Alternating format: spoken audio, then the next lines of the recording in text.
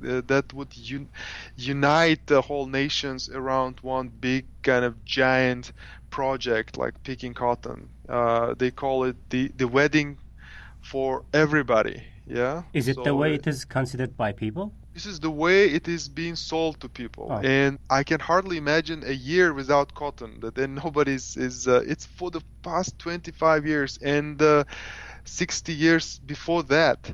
Yeah, that was a cotton issue. It was a cotton time. Imagine you take out the toy, yeah, from these kids now. I don't know what they're gonna do with this.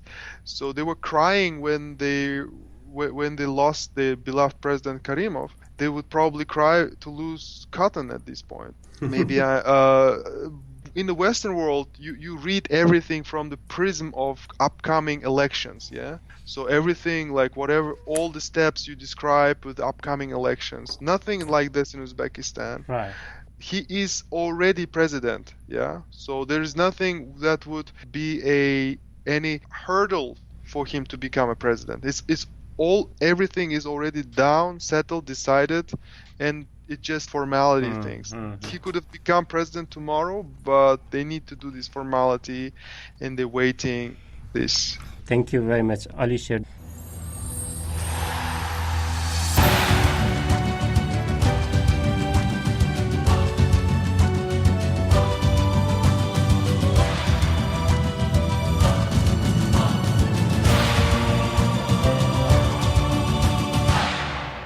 Just to recap, today in the Majlis we are talking about Mirziyoyev's early steps to understand what awaits for Uzbekistan about his direction. Discussing the subject with me are Sohrab Ismailov, an independent observer and legal expert, Dr. David Lewis, senior lecturer at the Exeter University, Alisher Siddiq, director of Radio Free Europe, Radio Liberty's Uzbekistan service, and Bruce Pannier, editor of Kishlog Awazi, Central Asia blog at Radio Free Europe, Radio Liberty. I am Mohammed Tahir, host of the Majlis here in Washington, D.C. In this part of the Majlis, although Alisher downplays that, let's talk a little bit about the developments surrounding the upcoming elections, which is scheduled for December 4th. How big deal is this in Uzbekistan? Are we witnessing, at least on the surface, any kind of election atmosphere? What are the news you are getting from there? Sohrab, Alisher, jump in, whoever wants to. Sohrab, maybe you. Sohrab? Yeah, I think there is no difference from the previous election preparations, which were under former President Mr. Karimov. And we can already see the same faces nominated by the four political parties in Uzbekistan. And I think the level of elections in this year, it would be the same at the last level of elections. And we just heard from the OSCE, Organization for Security and Cooperation in Europe, the Democratization Bureau, that they are thinking about sending their mission of observers to Uzbekistan. But before that, they said they will study whether it's worth it. This is already sending some signals, because maybe they're not seeing any logic in this, because the same results could be expected. At least they are pretending this is an election time in the country. Usually there's no such thing as like election campaigns. They will have some 1-minute promos, and they'll run it on televisions, and they will host a couple of shows, but that's it. Like, it's completely something different. Yeah, it's just it's something that's not even worth talking about. If we would see among candidates a person like Azimov, yeah, among candidates for presidency, or some other strong former ministers, Ganiyev, maybe, I don't know, maybe the President Karimov's son-in-law, I don't know, Timur Tilayev, maybe his daughter, maybe someone else. So there we could see about, they don't decide it yet, or there could be some kind of hot thing, yeah, to discuss. But if you look at it now, it's like Mirziyaev, and then people who even their own neighbors doesn't know, yeah? Tell us a little bit more. Who are they? I don't want to tell about it, because I don't know anything about them. Nobody knows who they are. And nobody knows about them except from their names. these names became a joke in Uzbekistan. So it's already done deal, yeah, for Mirziyaev. It's just formality. They just need it, and the elections could be fair and open, and they can even count fairly.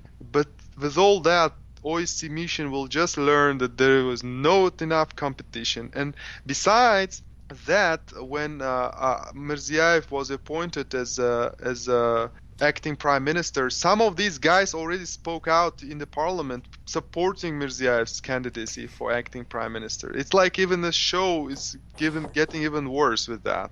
So we don't expect any election, and we don't plan any to give it big coverage at all. So we just go ahead with the Mirziyaev himself, his background, his psychological mood.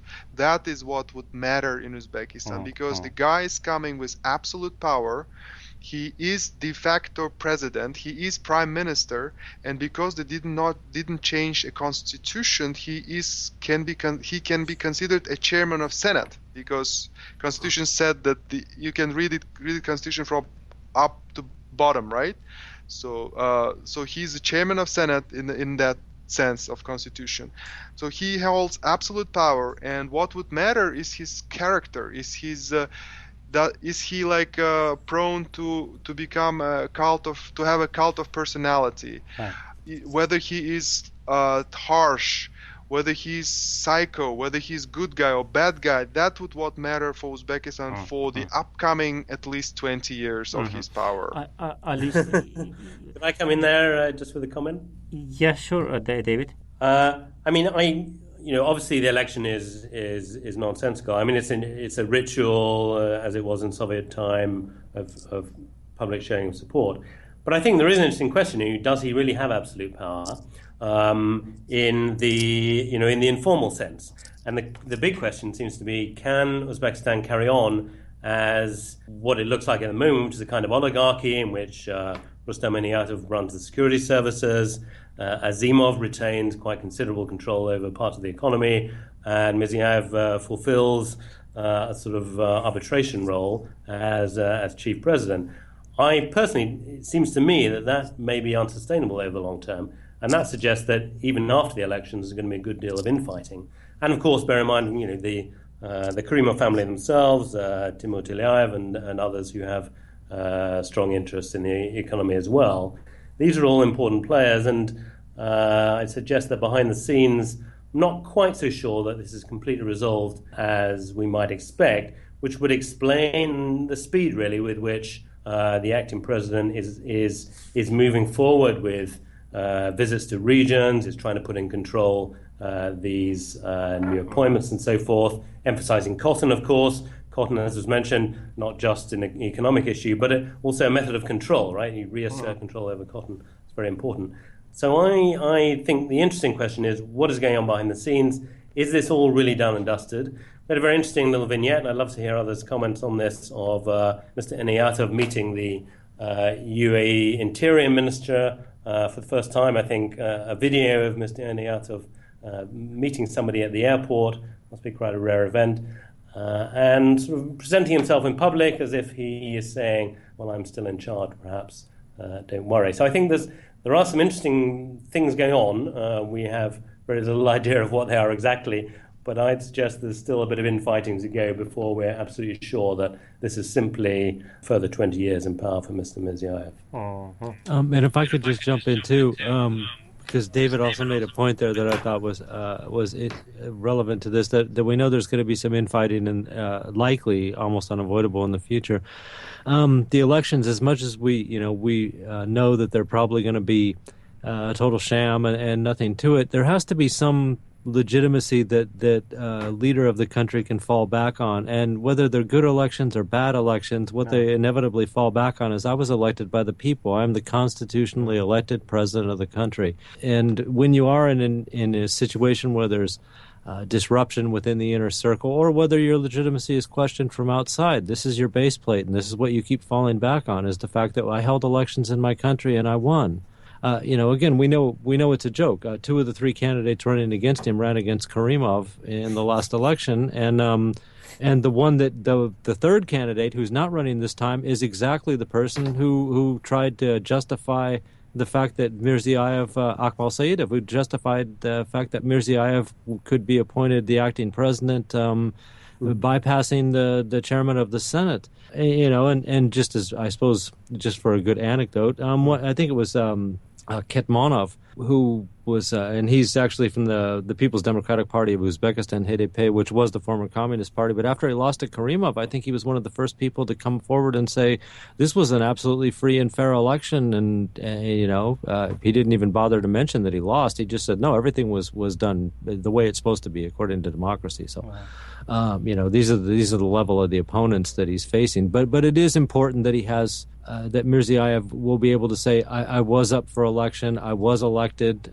by the people, and that is why I'm the legitimate leader of this country. I believe the question of legitimacy is at play here, even by his invitation to OSCE to come to monitor the elections, considering that it will only expose the Uzbek authorities to international scrutiny. Though I know, Alisher, that you don't take this entire process serious. So can I jump in? Sure.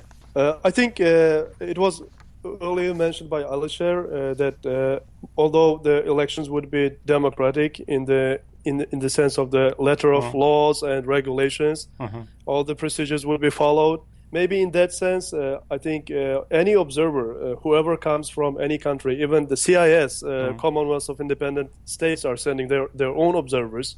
Any observer would find elections compliant to the letter of the laws and regulations in current Uzbekistan. There wouldn't be any flaws or mistakes on this side. But still, I think even on this, Mr. Mirziyaev would be continuing former President Karimov's policies. For the last maybe 10 years, the Uzbek government, the Uzbek authorities have really learned well the language of international human rights.